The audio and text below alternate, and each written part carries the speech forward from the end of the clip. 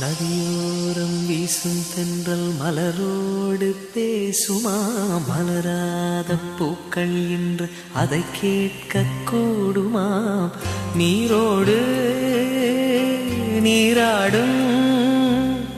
நாணல்கள் போராடும் இந்த சோலை குயிலும் இசை பாடும்